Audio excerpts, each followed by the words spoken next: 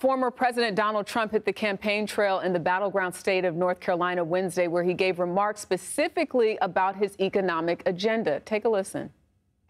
With 4 more years of Harris, your finances will never recover. They're never going to recover. Our country will never recover, frankly, more importantly. It will be unrecoverable.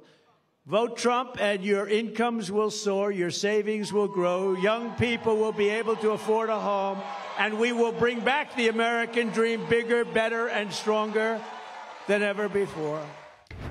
His opponent, Vice President Kamala Harris, is also planning to speak in North Carolina later this week. She is expected to touch on her plan for the economy and highlight some of the successes of the Biden-Harris administration on the heels of a positive inflation report. We'll have more on the new data from the federal government in just a bit. But first, let's turn to our CBS News chief election and campaign correspondent, Robert Costa, to break all of this down for us. Robert, thanks for joining us. Inflation appears to be cooling. Both Trump and Harris are focusing on the economy during their North Carolina stops. How did Trump frame the economy, and what do you expect to hear from Harris about it?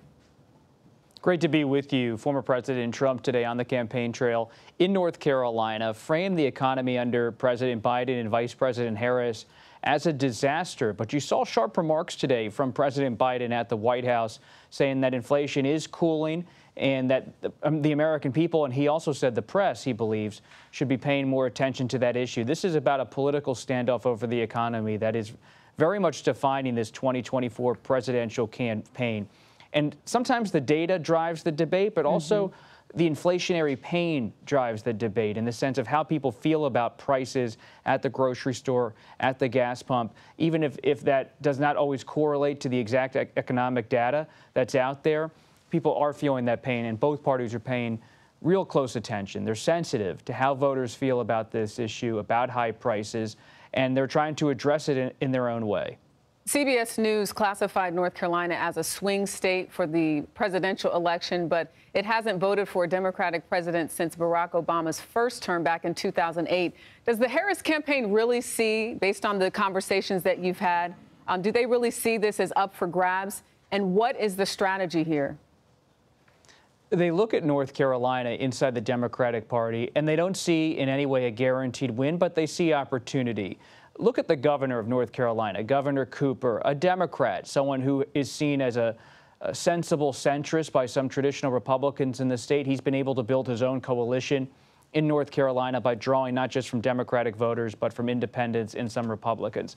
And North Carolina has echoes of what has happened in other parts of the South in recent years. Think about Georgia as well. In 2021, 2 Democrats elected in Georgia, John Ossoff and Raphael Warnock, surprising people across the country who thought Georgia was a guaranteed Republican state, politically speaking, in this present political reality. But it's fluid in the Deep South. A lot of people have moved to the Deep South, to places like North Carolina. It's Research Triangle, technology in the Deep South, manufacturing, because it's a bit of a lower cost of living for many people. And because of that, it's changing the political outlook and demographics of that region, and that includes North Carolina.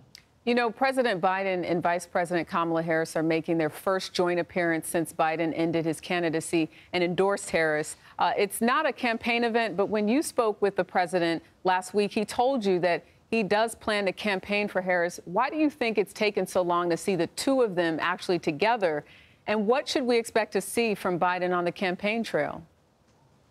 Based on my conversation with President Biden and with many of President Biden's top advisors and Vice President Harris's top advisors, this so-called delay or gap in campaign stops together is in no way representative of tensions between President Biden and Vice President Harris. It's more about President Biden being a political athlete for decades in American politics and recognizing that he needed to give some space to Vice President Harris to coalesce the Democrats together, to bring them together as the presumptive nominee ahead of this convention, now the nominee for the Democratic Party, and to do it without seeming like President Biden was leaning on the scale each and every way. He, of course, gave his endorsement to Vice President Harris, but she is now really showing her own political muscle by building this new coalition that includes the Biden coalition, but it also has her own fingerprints on different issues and different constituencies.